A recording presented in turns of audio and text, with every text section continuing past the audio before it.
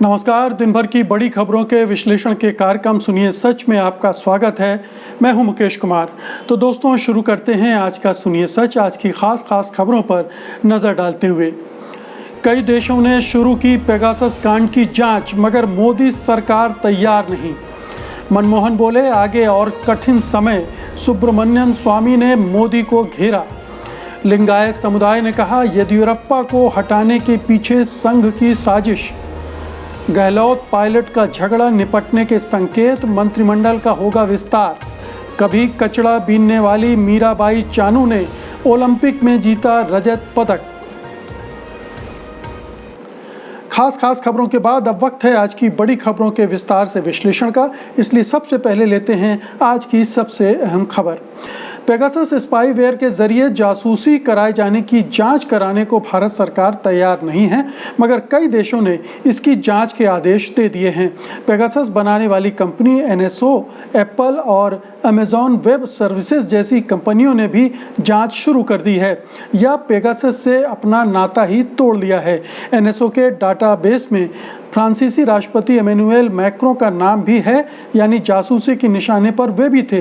इस खबर के प्रकाशित होने के बाद राष्ट्रपति मैक्रों ने अपने राष्ट्रीय सुरक्षा परिषद की बैठक बुलाई, जिसमें पूरे मामले की विस्तृत जांच कराने का फैसला सर्वसम्मति से लिया गया है।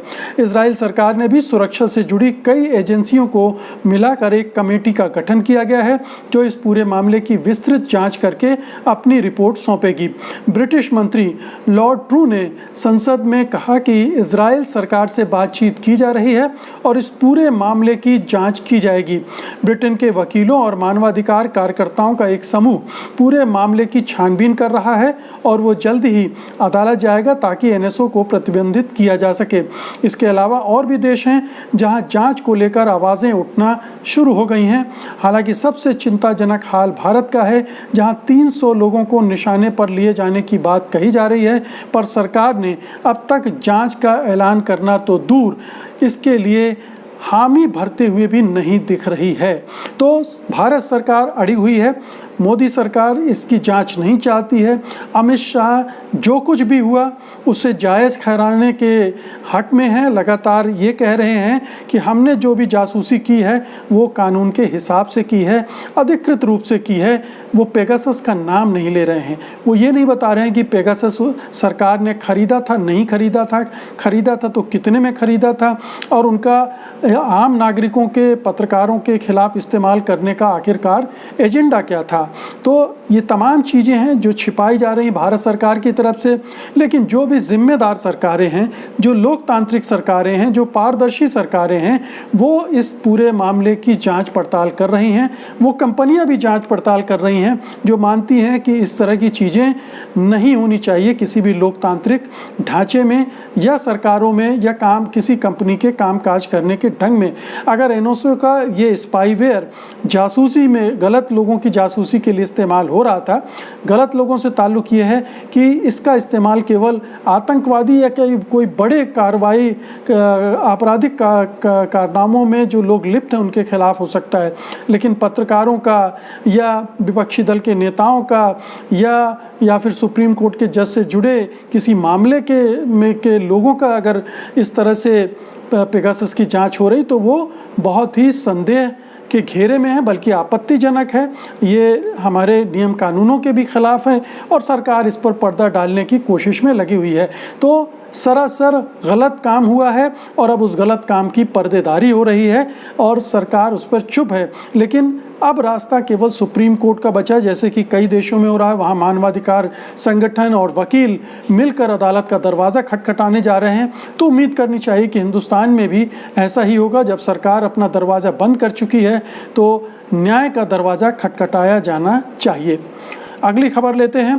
पूर्व प्रधानमंत्री डॉक्टर मनमोहन सिंह ने 1991 में किए गए आर्थिक सुधारों की 30वीं वर्षगांठ पर सरकार को चेतावनी के साथ सुझाव दिए हैं। पूर्व प्रधानमंत्री ने कहा है कि आर्थिक सुधारों की उपलब्धियों पर खुश होने के बजाय हमें अपने अंदर झांकना चाहिए और नई चुनौतियों को देखते हुए अर्थव्यवस्था की प्राथमिकताएं तय करनी चाहिए।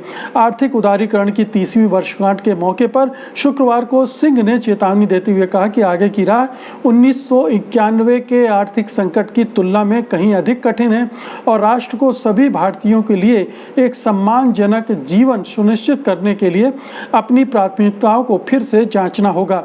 इसके अलावा अर्थव्यवस्था को लेकर बीजेपी के वरिष्ठ नेता और राज्यसभा सांसद सुब्रमण्यम स्वामी ने भी चिंता जताई है। स्वामी ने मोदी सरकार को निशाने पर लेते हुए 5 ट्रिलियन इकोनॉमी के लक्ष्य को हासिल करने को नामुमकिन बताया है। स्वामी ने कहा है कि अगर मैं 2019-20 से 2024-25 तक देश की जीडीपी को दोगुना करके $5 ट्रिलियन करने की बात करता हूं, तो इसके लिए मुझे हर साल जीडीपी की विकास दर 14.8% प्रति वर्ष की ज़रूरत होगी। और अगर मैं ये कहूं कि मौजूदा आर्थिक नीति उस दर को कभी हासिल नहीं कर पाएगी, तो क्या मैं मोदी के खिलाफ बोल रहा हूं? उन्होंने पूछा कि क्या मुझे गैलीलियो वाली समस्या हो गई है? तो बहुत साफ है।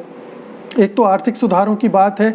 1991 में निश्चित रूप से भारत की अर्थव्यवस्था ज़बरदस्त संकट में थी और उससे निकलने में, उसमें उबारने में उस समय की सरकार और जो वित्त मंत्री डॉक्टर मनमोहन सिंह थे, उनकी एक बड़ी भूमिका थी। लेकिन उन आर्थिक सुधारों ने इस देश के आर्थिक ढांचे का बेड़ा गर्क भी किया है और जो निचला तबका है उसको नुकसान भी पहुंचाया। ये आर्थिक सुधार किसानों के खिलाफ गए हैं, ये आर्थिक सुधार मजदूर और मेहनतकश वर्ग के खिलाफ गए हैं, ये आर्थिक सुधार गरीबों के खिलाफ गए हैं, क्योंकि गरीबों की और अमीरों की खाई बढ़ती गई है।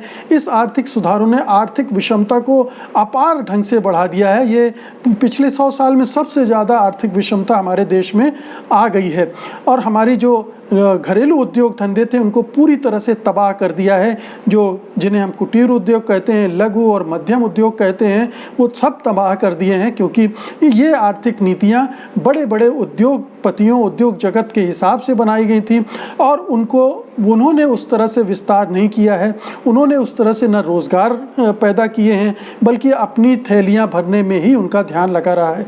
तो ये आर्थिक सुधारों ने अर्थव्यवस्था को सुधारने के बजाय बिगाड़ा ज़्यादा है। और बाद की सरकारों ने भी, या दूसरे दलों की जो सरकारें बनी हैं, चाहे बीजेपी की अटल बिहारी वाजपेयी की सरकार हो, उसके पहले संयुक्त मोर्चा की सरकार हो, या बाद में मोदी की सरकार हो, उन्होंने भी उन्हीं आर्थिक नीतियों को जस का तस बल्कि और भी बुरे ढंग से लागू किया है, जिससे हालात और ख़राब हुए हैं। और यही बात जुड़ती है सुब्रमण्यम स्वामी की कि जिस तरह से इन आर्थिक नीतियों ने देश की अर्थव्यवस्था को तबाह किया है, उसको मोदी सरकार ने और भी तेज़ी से तबाही की तरफ ढकेला है। और जिसकी वजह से ये $5 ट्रिलियन की इकोनॉमी का जो जुमला है वो बड़े मजाक के अलावा कुछ भी नहीं है। जब हमारी आर्थिक विकास दर उससे 1/3 भी नहीं है, 7% भी अभी नहीं है, तो आधी कह लीजिए, उतनी भी नहीं है, तो हम कैसे 14-15% की आर्थिक, दुनिया में अभी तक किसी ने भी हासिल नहीं किया इस तरह से। कभी एक क्वार्टर में भले ही हासिल कर दी जाए, लेकिन इस तरह की आर्थिक विकास दर लगातार 5 साल तक संभव ही नहीं है। तो ये लक्ष्य नामुमकिन है, बल्कि हम पीछे जा रहे हैं। और भी अर्थव्यवस्था चौपट हुई है, कुछ तो सरकार की नीतियों की वजह से, कुछ कोरोना की वजह से हम पिछड़ गए हैं। तो जो मनमोहन सिंह संकेत दे रहे हैं, चेतावनी दे रहे हैं कि आने वाले दिन और भी कठिन होंगे और उसके लिए सरकार को सही प्राथमिकताएं तय करके आगे बढ़ना चाहिए। लेकिन ये सरकार किसी की नहीं सुनती है, ये अहंकारी सरकार है, ये केवल अडानी और अंबानी की सुनती है, उन्हीं के हिसाब से सारी आर्थिक नीतियां बनाती है और तबाही के नए नए अध्याय लिख रही है। अगली खबर का रुख करते हैं। कर्नाटक के मुख्यमंत्री बीएस येदियुरप्पा के 26 जुलाई तक इस्तीफा देने की चर्चाओं के बीच लिंगायत समुदाय की नाराजगी लगातार बढ़ती जा रही है।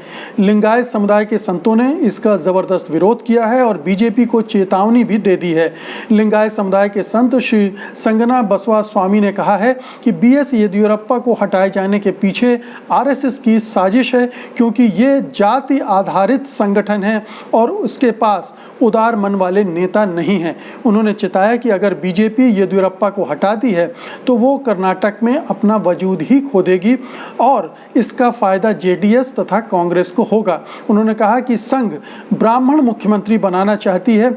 उसने महाराष्ट्र में भी यही किया था। वहाँ मराठी युवाओं ने बीजेपी को सत्ता में लाने के लिए मेहनत की, लेकिन आरएसएस ने ब्राह्मण नेता देवेंद्र फडणवीस को मुख्यमंत्री बना दिया था।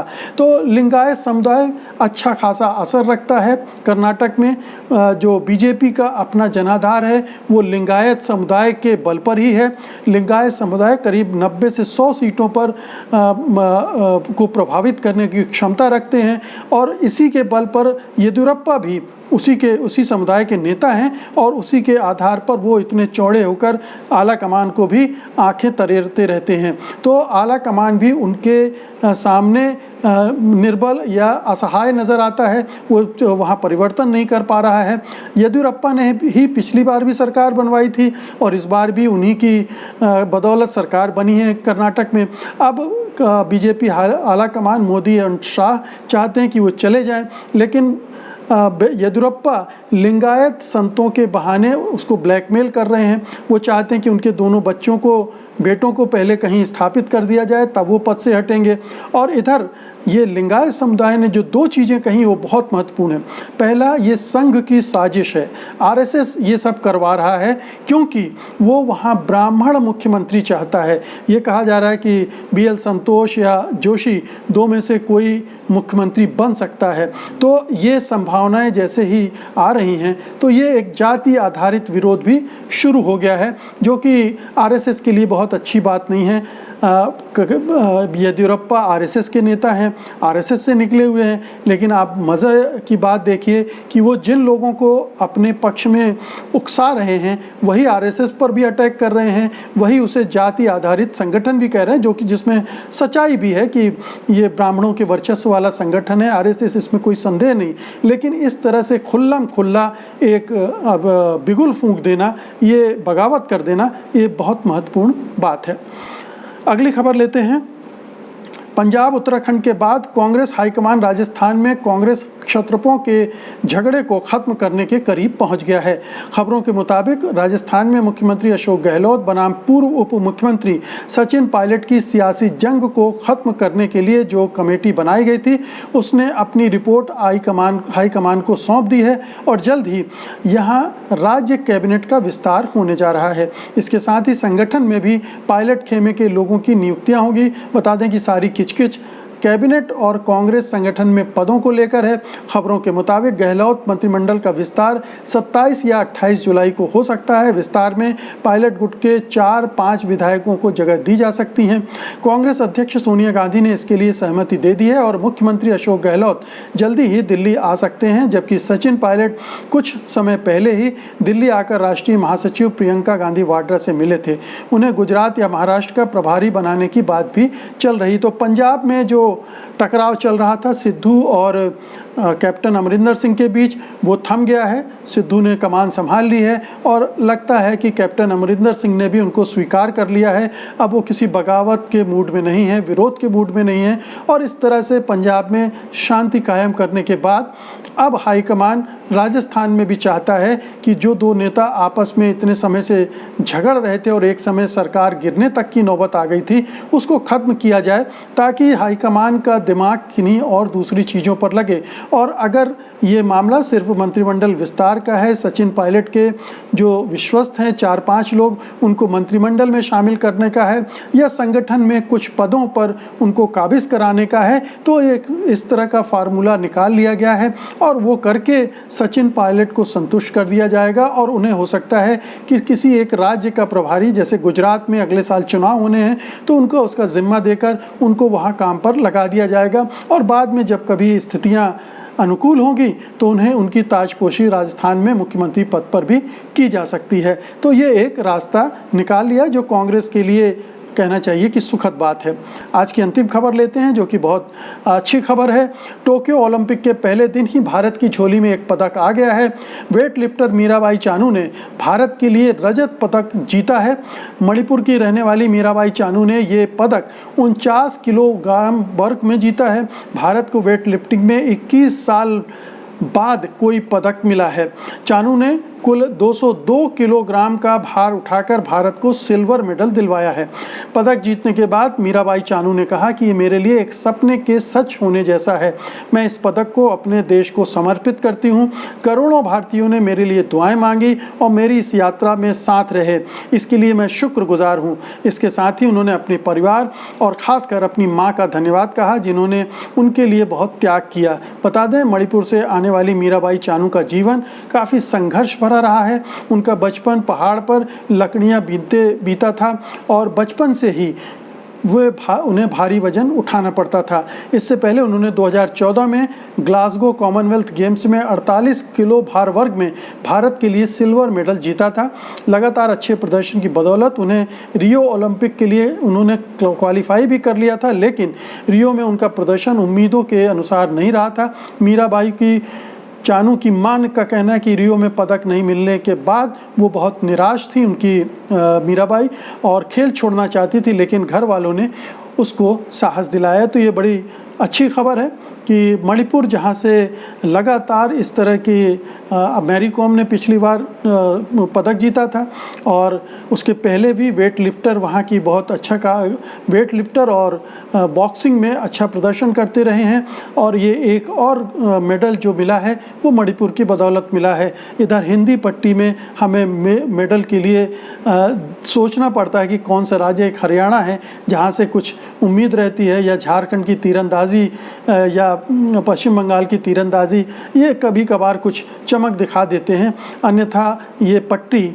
सूनी रहती है। लेकिन ये अच्छी बात है, एक छोटे से राज्य के में इतनी संघर्ष के बाद एक महिला इस तरह से आगे आती है और ओलंपिक, जो दुनिया का सबसे बड़ा महत्वपूर्ण आयोजन है खेल का, वहाँ इस तरह से अपने प्रदेश का और अपने देश का नाम रोशन करती है। तो दोस्तों, ये थी आज की खास खबरें और उनका विश्लेषण। उम्मीद है कि आपने इन्हें पसंद किया होगा और आप इस वीडियो को लाइक भी करेंगे और बड़े पैमाने पर शेयर भी करेंगे। अब मुझे अनुमति दीजिए, मैं सोमवार की शाम को फिर हाजिर होऊंगा उस दिन की खास खबरों के साथ, उनके विश्लेषण के लिए। तब तक के लिए नमस्कार, जय हिंद। सत्य हिंदी का ऐप डाउनलोड करें गूगल प्ले स्टोर पर।